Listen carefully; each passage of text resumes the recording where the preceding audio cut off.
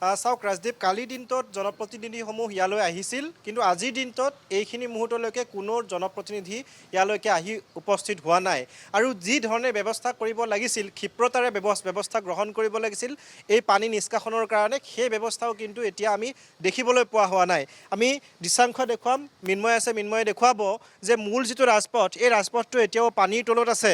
ইয়াত দুটা water pump আছে, ৱাটাৰ পাম্পেৰে সিঁচাৰ ব্যৱস্থা কৰিছে পানী, কিন্তু সেয়া পৰ্যাপ্ত নহয়। কাৰণ যদিহে পুৱাৰ ভাগৰ পৰা ২-৩টা আৰু যদি ইয়াত সংযোগ কৰিলেহেঁতেন ৱাটাৰ পাম্প কেইটামান, তেতিয়াহ'লে হয়তো ২-৩ ঘণ্টাৰ ভিতৰত সকলোখিনি পানী ইয়াৰ পৰা নিষ্কাশন কৰাৰ ব্যৱস্থা হ'লহেঁতেন।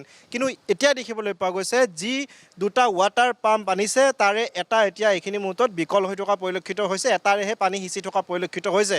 আমি পুৱাৰ পৰা দৃশ্যাংশ দেখুৱাই আহিছোঁ এই ৰাজপথটোত কেনেধৰণৰ এক জমৰ যাতনা ভুগিছে ইয়াৰ স্থানীয় লোকসকলে, সেই দৃশ্যাংশ আমি দেখুৱাই আহিছোঁ। আৰু এইখিনি মুহূৰ্তত এগৰাকী লোক এই ৰাজপথৰ মাজেৰে খোজকাঢ়ি আহিছে, আমি কথা পাতিবলৈ চেষ্টা কৰিম।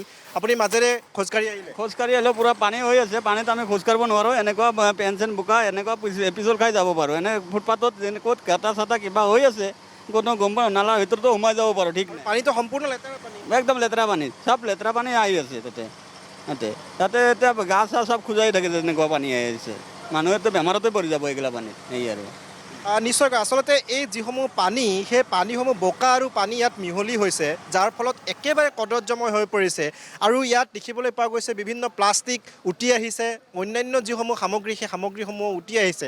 এগৰাকী লোক খোজকাঢ়ি আহি আছে, ফুটপাথেৰে খোজকাঢ়ি আহি আছে, আৰু ফুটপাথতো এইখিনি মুহূৰ্তত দেখিবলৈ পোৱা গৈছে পানী। এই ধৰণে এতিয়া দেখিবলৈ পোৱা গৈছে এই অঞ্চলটোৰ এই ভিতৰৰ যিসমূহ উপপথ আছে, এই উপপথত যিসকল লোকে বাস কৰে, সেই বাসিন্দাসকলে দেখিবলৈ পোৱা গৈছে এক প্ৰকাৰ জমযাতনা ভুগিছে। কালিৰ দিনটোত এইসকল লোকক সাহায্য দিয়াৰ কাৰণে ব্যৱস্থা কৰিছিল প্ৰশাসনৰ ফালৰ পৰা, কিন্তু আজিৰ দিনটোত তেওঁলোকে প্ৰশাসনৰ ফালৰ পৰা কোনো ধৰণৰ সাহায্য নাইবা যিসমূহ তেওঁলোকক যাৱতীয় ব্যৱস্থা কৰি দিব লাগে, সেই ব্যৱস্থা কিন্তু কৰা হোৱা নাই। এগৰাকী লোকে পানী ফালিয়াই এই ৰাজপথৰ মাজেৰে দোকান পোহাৰলৈ আহিছে আৰু বজাৰ সমাৰ কৰিছে। ইয়াৰ কাষৰ যিসমূহ প্ৰতিষ্ঠান, সেই প্ৰতিষ্ঠানসমূহ দেখুৱাইছোঁ। বহুকেইখন বিপণী আছে, আজিও বহুকেইখন বিপণী ইয়াত বন্ধ হৈ আছে, তলা ওলমি আছে, কাৰণ এই ৰাজপথটোৰে গ্ৰাহকসকল আহিব নোৱাৰে। মই পুনৰ একাংশ লোক পাইছোঁ, আপোনালোকে ভিতৰত থাকে নিশ্চয়? ভিতৰত থাকোঁ আৰু পানী গছকি আহিবলগীয়া হৈছে। আৰে বহুত দিগদাৰ হৈছে। আজি 4 দিন ধৰি বেলেগৰ ঘৰত থাকি আছোঁ আৰু একো মানে হেৰিয়ে নাই আৰু কি ক'ম, উপায় নাই আৰু। খোৱা লোৱাৰ বস্তু দিছে নাই? নাই পোৱা নাই আমি, নাই পোৱা নাই। নিজে ক্ৰয় কৰি নিজে মানে বেলেগৰ ঘৰত আছোঁ আৰু। এটা ফ্ৰেণ্ড আছে, তাৰ ঘৰত আজি 4 দিন, 2টা বাচ্চা আছে, তাতে থৈ আহিলোঁ। এতিয়া ৰুমখিনি চাম কি হৈছে কি নাই আৰু। মানে ঘৰৰ একেবাৰে ওপৰলৈকে পানী? একদম ওপৰলৈকে পানী। খাটৰ ইমান আমাৰ ডাঙৰ ডাঙৰ খাট আছে, চব ওপৰত পানী, চব বিচনা চিচনা চব ভিজি গৈছে আৰু। এতিয়া গোটেই চাফ কৰিব লাগিব আৰু? গোটেই চাফ কৰিব লাগিব আৰু। এতিয়া চাওঁ আৰু কি হৈছে আৰু। এতিয়া যাইখিনি 4 দিন হ'ল ৰুমত যোৱাই নাই আৰু। নিশ্চয়কৈ এইগৰাকী লোক এহাল দম্পতী, আৰু তেওঁলোকে 4 দিন ধৰি এতিয়া ঘৰত যাব পৰা নাই, তেওঁলোকে বেলেগৰ ঘৰত আশ্ৰয় গ্ৰহণ কৰিছে। আৰু পুনৰবাৰ আমি দেখুৱাম, এখন ভূৰ দেখুৱাইছোঁ। এইখন ভূৰেৰে কালিৰ দিনটোত আমি প্ৰতিনিধি টাইমত দৰ্শকসকলক দেখুৱাই আহিছিলোঁ যে এইখন ভূৰেৰে এটা মৃতদেহ লৈ যোৱা হৈছিল কালিৰ দিনটোত। অৰ্থাৎ চৰকাৰৰ ফালৰ পৰা সেই যি যন্ত্ৰচালিত বোট আছিলে, সেই বোটৰ ব্যৱস্থাও কৰি দিয়া নহ'ল, ভূৰত লৈ যাবলগীয়া হৈছিল মৃতদেহ। গতিকে এক প্ৰকাৰ ৰুক্মিণী গাঁওবাসী জমৰ যাতনা ভুগিবলগীয়া হৈছে। কিন্তু ইয়াৰ স্থায়ী সমাধান কেতিয়া হ'ব বা কেনেধৰণে আচলতে বানপানীৰ পৰা, কৃত্ৰিম বানৰ পৰা তেওঁলোকে ইয়াৰ স্থানীয় লোকসকলে হাত সাৰি থাকিব পাৰিব, সেয়া আটাইতকৈ ডাঙৰ প্ৰশ্ন। আমি যদি চাওঁ যে আজিৰ দিনটোত যি ব্যৱস্থা কৰা হৈছে, অৰ্থাৎ ইয়াৰ ফুটপাথৰ যি নলা, কাষৰ যি নলা আছে, সেই নলাইদি পানী ওলাই যোৱাৰ ব্যৱস্থা এতিয়া এই পথটোত নাই। তাৰ ফলত দেখিবলৈ পোৱা গৈছে ইয়াত যি ৱাটাৰ পাম্প 2টা অনা হৈছে, ইয়াৰ ৱাটাৰ পাম্পেৰে পানী সিঁচাৰ ব্যৱস্থা কৰা হৈছে নলাৰ পৰা।